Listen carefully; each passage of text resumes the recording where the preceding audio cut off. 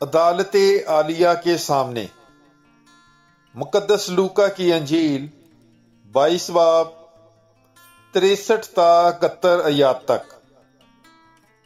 اور جو آدمی اسے گرفتار کیے ہوئے تھے اسے ٹھٹھے میں اڑاتے اور مارتے تھے، اور اس کی آنکھیں بند کر کے اس کے منہ پر تمانچے مارتے تھے، اور اس سے یہ کہہ کر پوچھتے تھے کہ نبوت سے بتا کہ کس نے تجھے مارا، اور تانے مار مار کر بہت سی اور باتیں اس کے خلاف کہیں۔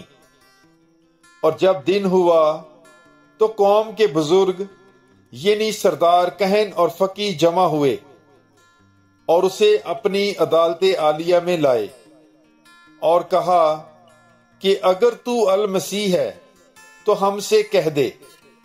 اس نے ان سے کہا کہ اگر میں تم سے کہوں تو یقین نہ کرو گے، اور اگر پوچھوں تو جواب نہ دو گے، مگر اب سے ابن انسان خدائے قادر کی دہنی طرف بیٹھا رہے گا۔ اس پر ان سب نے کہا، پس کیا تو خدا کا بیٹا ہے؟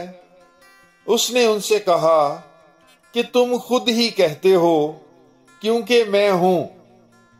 تب انہوں نے کہا، اب ہمیں گواہی کی کیا ضرورت ہے، کیونکہ ہم نے خود اسی کے منہ سے سن لیا ہے۔ پاک کلام کے پڑھے اور سن جانے پر خداوند کی برکت ہو، خدا کا شکر ہو۔ God bless you. Bible is life.